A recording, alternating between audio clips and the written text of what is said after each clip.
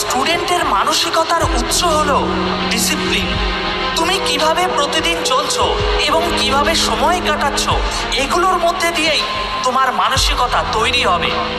একটা সঠিক ডিসিপ্লিন তোমাকে নিয়ে যেতে পারে একটা সফল ভবিষ্যতে। সফল ভবিষ্যৎ সবার জন্য নয়। পৃথিবীর সব মানুষ সফল হতে পারে না। সফল তারাই হয় যারা একটা সঠিক ডিসিপ্লিনে চলে। আমি চাই তুমি বিশ্বাস করো নিজেকে। তুমি যে স্বপ্নগুলো দেখেছো জীবনে, সেগুলোর তুমি অবশ্যই যোগ্য। আমি চাই তুমি ভয় পাও তোমার ভবিষ্যৎকে নিয়ে, কারণ এটা মডার্ন ওয়ার্ল্ড। কালকের ভবিষ্যৎ আজকের থেকেও উন্নত হবে। আর সেই উন্নত দিনে একটা কোনো রকমে পাশ করা মাধ্যমিকের সার্টিফিকেট নিয়ে তুমি কোথায় যাবে? কে চাকরি দেবে তোমায়? বন্ধু, এখনো যদি তুমি একটা সঠিক ডিসিপ্লিনের মধ্যে চলতে না পারো, নিজের পড়াশোনাকে গুরুত্ব না দাও, তাহলে তোমার জীবনকে ধ্বংস করার জন্য অন্য কাউকে লাগবে না। ধ্বংস করো না নিজের জীবনকে এভাবে। যেটা প্রয়োজন নয় সেটাতে কেন তুমি সময় দিচ্ছ? সোশ্যাল মিডিয়া, গেমিং, পর্নোগ্রাফি, এই সমস্ত জিনিস তোমাকে প্রতিদিন দুর্বল বানাচ্ছে। তোমার নিজের প্রতি বিশ্বাস তুমি হারাচ্ছ। বাবা মায়ের সামনে পড়ছো, বাবা মা চলে গেলে ফোন ইউজ করছো।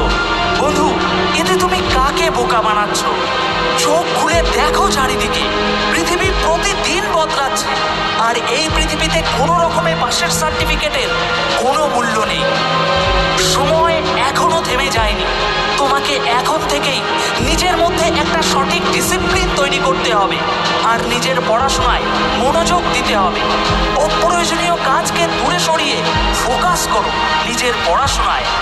বন্ধু, তুমি স্টুডেন্ট, মানে তুমি এখন অনেক গুরুত্বপূর্ণ একটা সময়ের মধ্যে দিয়ে যাচ্ছ। আর এই সময়টাকে কাজে লাগাও। প্রতিদিন কিছু শেখো, প্রতিদিন নিজেকে উন্নত বানাও। তোমার জন্য অপেক্ষা করছে একটা সফল ভবিষ্যৎ। বন্ধু, পড়াশোনার মূল্য কতটা, এটা তুমি পড়াশোনা করাকালীন বুঝবে না। এটা তুমি তখন বুঝবে যখন ওই পড়াশোনার সময়টা পেরিয়ে যাবে। আর আমি চাই না তুমি ওই সময় রিগ্রেট ফিল করো। তাই আজ থেকে তুমি তোমার মনোযোগ পড়াশোনায় দাও। ভিডিওটি ভালো লাগলে ও সঠিক মনে হলে আরও একজনকে শেয়ার করে দিতে পারো।